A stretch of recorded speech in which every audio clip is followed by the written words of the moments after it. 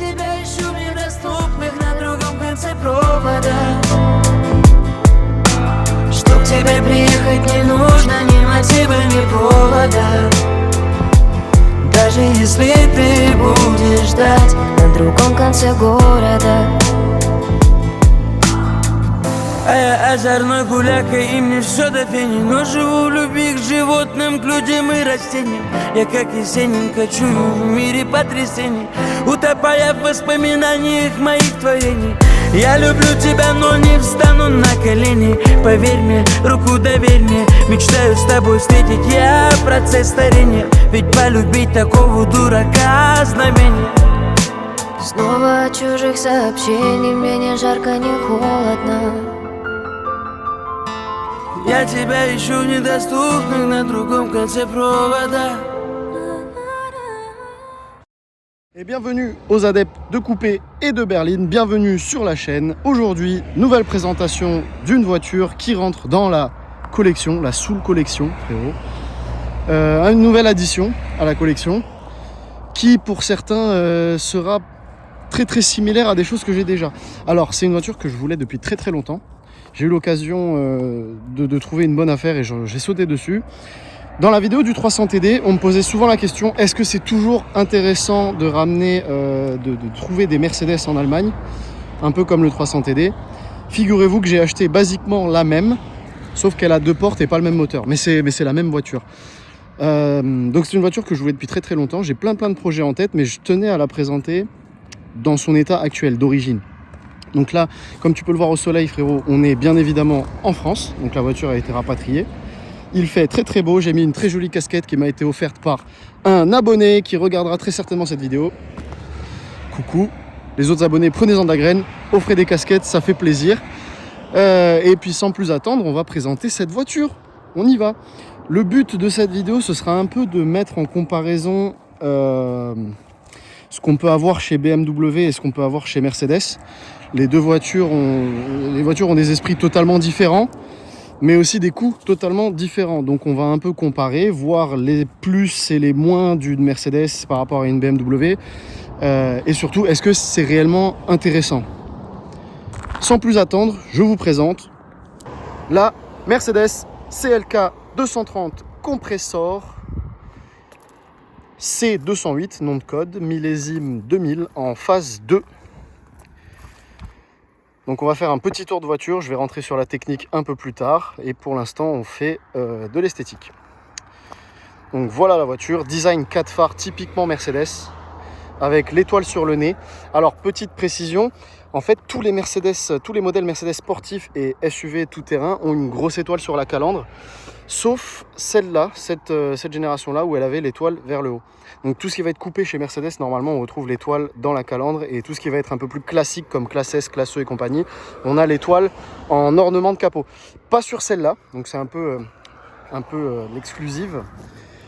Donc c'est une voiture coupée, 2 portes, d'où le tout prend son sens en fait sur la chaîne coupée berline, vu que maintenant je me retrouve avec la coupée, donc cette voiture, la CLK, et sa version berline qui est la classe E, dont elle reprend le design exclusivement et pas les éléments de châssis, parce que cette voiture est une classe C W202 en dessous. C'est une classe C qui a été retravaillée esthétiquement. Par contre, les premiers projets de design de cette voiture remontent à 93, donc bien avant la sortie de la W210. Intérieur de phase 2, donc un volant de phase 2 avec les commandes au volant. Le compteur de phase 2 avec le petit afficheur de consommation, de kilométrage, etc. On rentrera dans les détails de cette voiture particulièrement un peu plus tard. Coupé, donc 4 places. J'essaierai de monter à l'arrière histoire de démontrer. C'est plutôt pas mal. L'accès est compliqué évidemment, mais par contre une fois qu'on est dedans, c'est pas si horrible que ça. Donc voilà pour l'aspect extérieur. Cette voiture, vous l'avez peut-être déjà vue avec une autre de sa famille qui prenait beaucoup son envol sur Le Mans notamment. Donc la CLR, je parlais de la CLR bien évidemment, et de la CLK GTR et GTR LM, avec laquelle elle ne partage que les feux. Voilà. Donc CLR, il me semble que c'était un V8, un gros V8 5 litres, et sur la CLK GTR, c'était un V12 7 litres M120.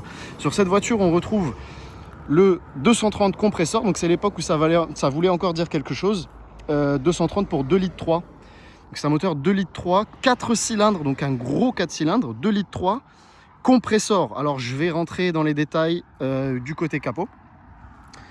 Le compresseur, c'est une vieille technologie aéronautique de base, si je ne dis pas de bêtises. Très similaire au turbocompresseur, mais elle n'est pas, c'est une hélice qui n'est pas activée. Alors hélice, pareil, hein, faut pas me tomber dessus, mais c'est de la vulgarisation. Hélice qui n'est pas activée par les gaz d'échappement comme sur un turbo, mais engrainée par la courroie d'accessoires sur cette voiture, ou engrainée par une courroie en tout cas. Donc ça veut dire que ta courroie tourne à la vitesse de ton moteur et tu as du coup du boost dès le démarrage du véhicule. C'est un des avantages. L'un des inconvénients par contre, c'est que tu as moins de pic performance. La performance maximale s'en verra réduite par rapport à un turbo. Par contre, ton agrément de conduite sera d'autant plus ample. C'est quelque chose qu'on voyait beaucoup à cette époque-là chez Mercedes, notamment sur les 55 compresseurs. Audi en a fait sur les S4, si je ne dis pas de bêtises, V6T avec des compresseurs. Donc ça s'est vu un petit peu partout. On va ouvrir le capot de ce véhicule. Hop. Et tu retrouves dans l'état dans lequel je l'ai acheté, donc c'est-à-dire pas de nettoyage de la baie moteur, un 2 litres 3 compresseur. Ce moteur existait aussi en 180 et en 200. Donc 2 litres et 1 litre 8 compresseur. Le compresseur, c'est le petit appareil qu'on voit pas bien, mais si tu es juste là, je t'invite frérot à aller voir des vidéos sur internet si ça t'intéresse, et moi je te mettrai quelques liens dans la description. Qu'est-ce qu'on peut dire d'autre? Donc le compresseur qui lui comprime l'air d'arrivée de la boîte à air, le fait passer par un intercooleur, et après c'est basiquement comme un turbo, donc intercooleur, boum, admission, plus d'air comprimé, du moins plus d'oxygène au mètre cube, et donc plus d'oxygène, plus de boom, plus d'accélération. Cette voiture développe 200 chevaux, pas loin de 200 chevaux, ce qui n'est pas fulgurant selon les standards actuels, je dirais, de 2024, mais propose un agrément de conduite qui est, selon moi, inégalé. C'est une voiture que je voulais absolument en boîte manuelle, comme tu peux le voir. Et c'est là qu'intervient toute la comparaison, selon moi, face à une BMW moderne. Donc je vais pas rentrer dans le 36, mais face à une BMW du type E46, 325, 323 et compagnie. Alors, mettons de côté l'aspect esthétique, parce que c'est subjectif. Il y a des gens qui vont aimer, des gens qui ne vont pas aimer. Personnellement, j'adore, et je trouve que ça sort du commun, et je trouve aussi qu'on peut faire pas mal de choses. J'ai plein de projets en tête pour cette voiture. Pour l'instant, voilà comme elle est.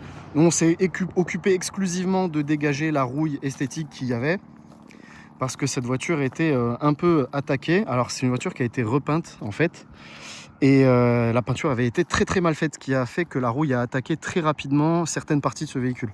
Donc là il en reste encore des petites traces, comme on peut voir sur les coins de l'arrière ici, mais on va s'en occuper.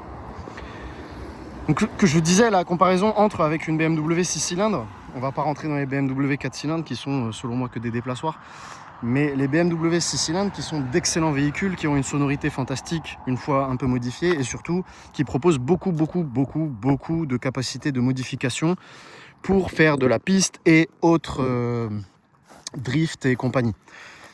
Ces BMW proposent des moteurs 6 cylindres puissants, assez peu coupleux au final, par contre en boîte mécanique et surtout en propulsion. Tout comme cette voiture. Cette voiture est une propulsion boîte manuelle. Au final, qu'est-ce qui la différencie? Ce serait peut-être le fait que ce soit qu'un 4 cylindres, mais qui propose un compresseur, donc avec quand même un petit attrait mécanique supplémentaire, tu vois, par rapport à un 4 cylindres lambda.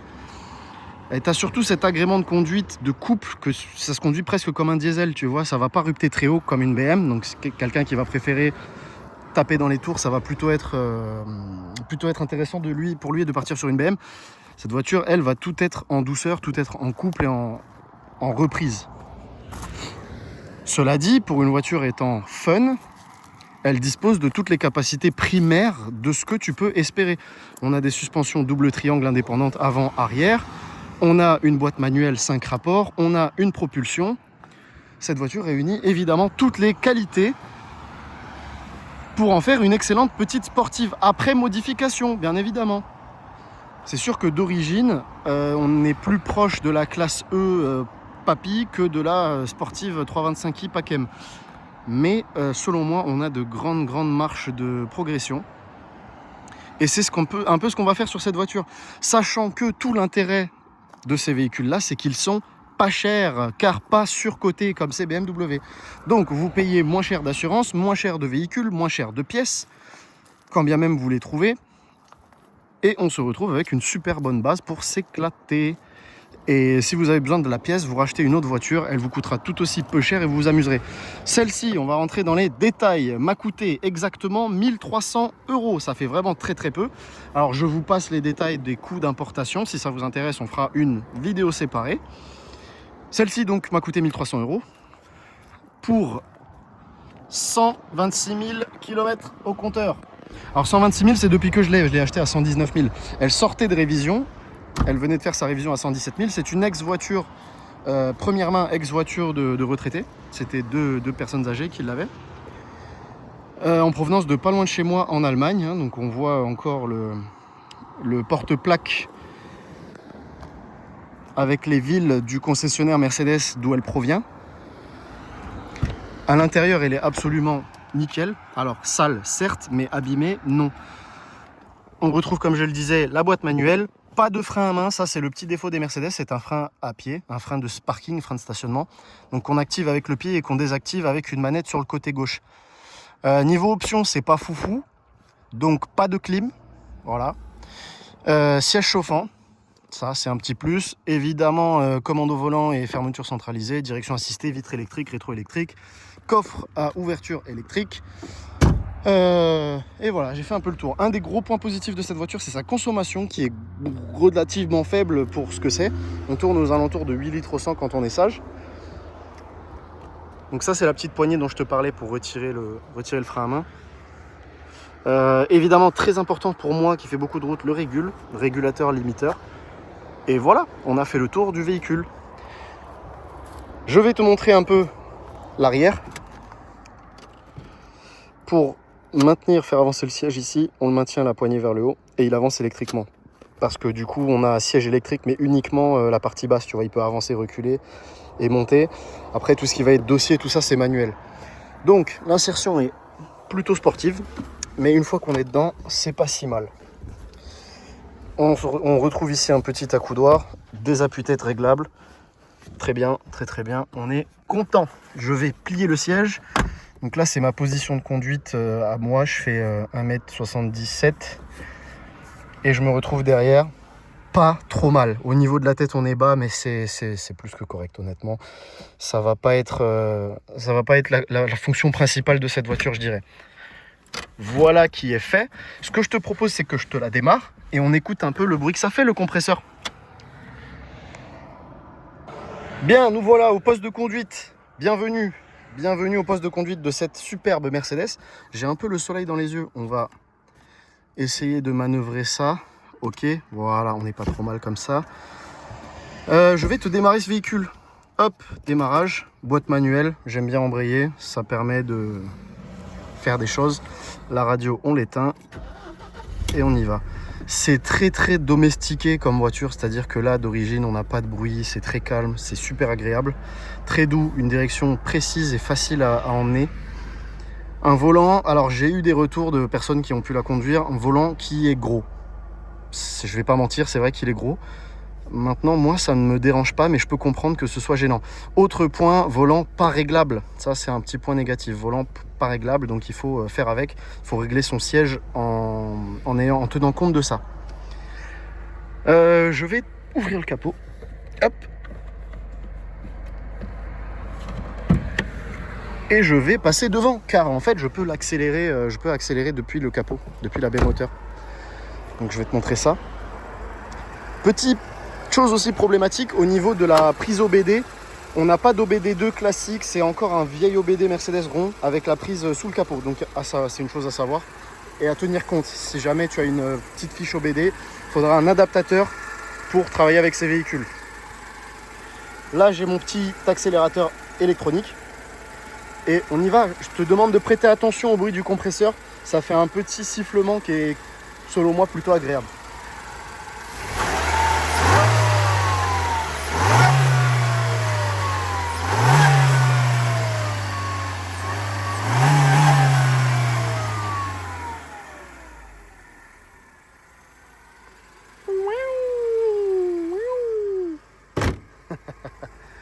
Alors, j'ai malheureusement pas pris mon trépied pour faire un petit soundcheck de l'échappement. Mais t'inquiète pas, regarde, je vais trouver une solution. Regarde comment on va faire ça.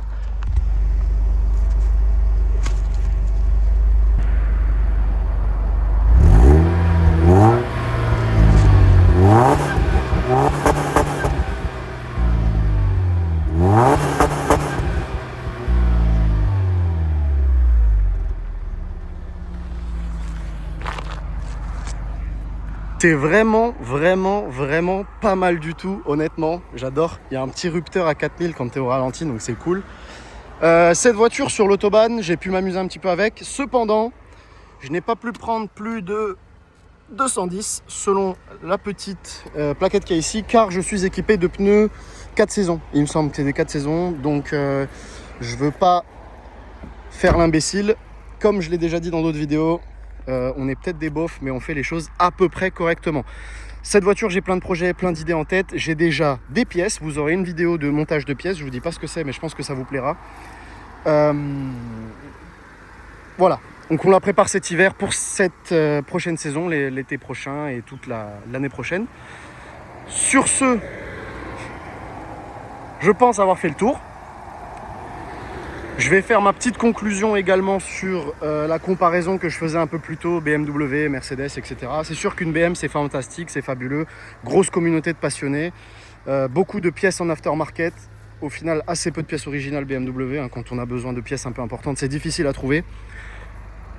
Et c'est surtout très cher car très recherché. Mercedes, assez peu recherché, véhicule à bas prix. Au final, on a des agréments très similaires. Les deux sont des voitures fantastiques, hein, on va pas se voiler la face. Boîte manuelle, propulsion, moteur un peu puissant de 200 chevaux. Des capacités de modification incroyables, car j'en ai pas trop parlé, mais ces voitures-là, au niveau des modifications moteurs, donc d'origine, on est à 200 chevaux. Si je mets une poulie une poulie de compresseur plus petite pour le faire tourner plus vite, ainsi qu'une gestion moteur, on peut atteindre aisément les 230 à 250 chevaux sans vraiment stresser le moteur. Hein. Vraiment, on n'a pas grand chose à faire. Poulie de compresseur et ça part. Ça c'est une des grosses forces de ces véhicules, une grosse force de ces moteurs pour aller chercher de la puissance, comparé à une voiture atmosphérique, même en 6 cylindres, où la puissance sera assez déterminée d'origine. Donc voilà les intérêts de ces véhicules. C'est assez peu cher, ça se modifie bien.